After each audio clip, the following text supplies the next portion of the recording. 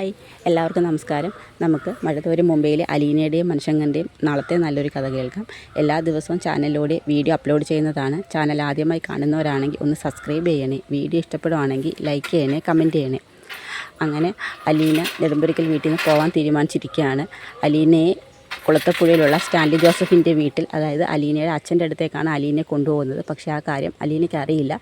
ഒരു പ്ലാന്ററുടെ വീട്ടിലോട്ടാണ് കൊണ്ടുപോകുന്നതെന്ന് മാത്രമേ ബാലചന്ദ്രൻ അലീനയോട് പറഞ്ഞിട്ടുള്ളൂ.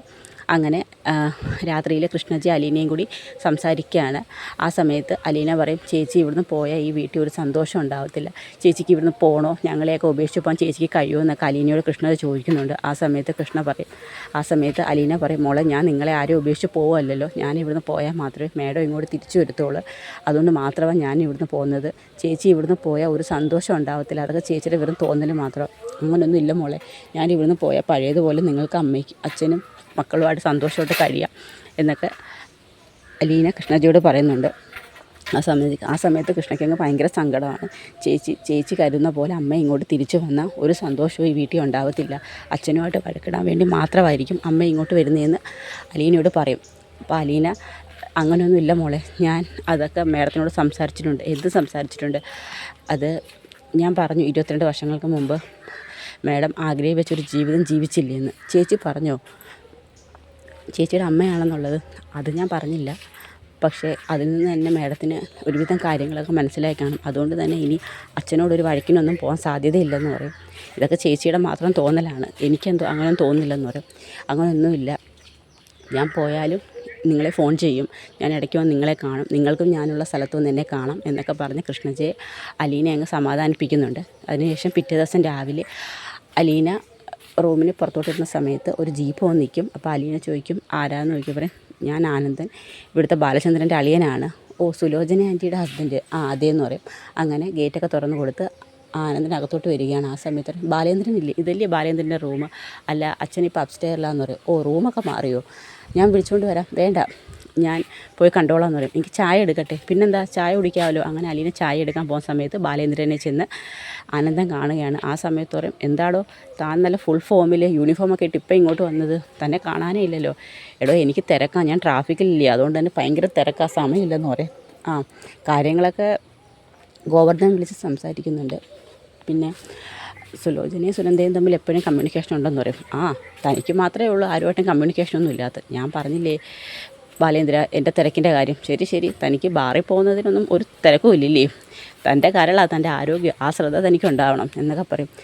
അതൊക്കെ പോട്ടെ, ഞാനിപ്പോൾ വന്നതൊരു വിശേഷം പറയാൻ. എന്ത് വിശേഷം? അത് എനിക്ക് അഞ്ചലിലോട്ട് സ്ഥലമാറ്റം കിട്ടിയിരിക്കുകയെന്ന് പറയും. എന്താടോ, പണിഷ്മെൻറ്റ് ട്രാൻസ്ഫർ ആണോ? അല്ല, വിത്ത് പ്രൊമോഷനാണെന്ന് പറയും. പ്രൊമോഷനോ? അതെ, SI ആയിട്ടെന്ന് പറയും. അങ്ങനെ ബാലേന്ദ്രൻ എഴുന്നേറ്റ് കൺഗ്രാജുലേഷൻസൊക്കെ പറയുകയാണ്.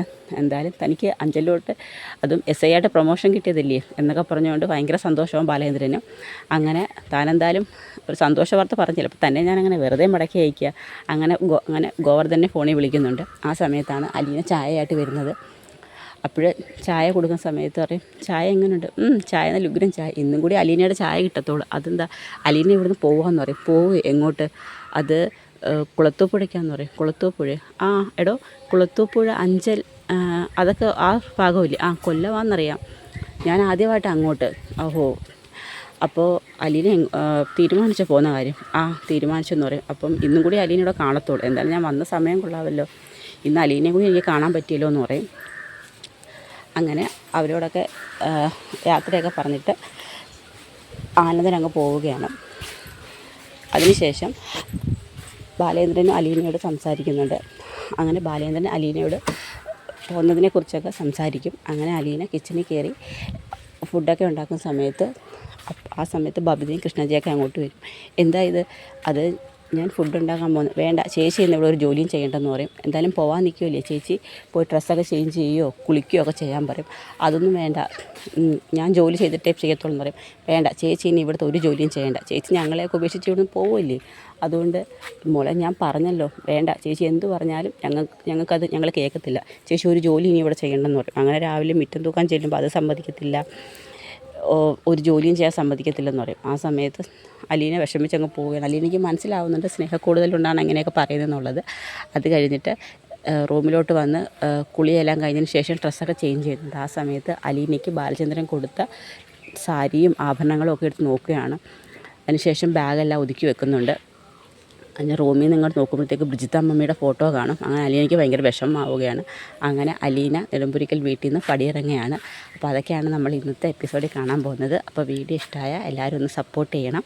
എല്ലാവർക്കും ഒരു നല്ല ദിവസം നേരുന്നു. നന്ദി.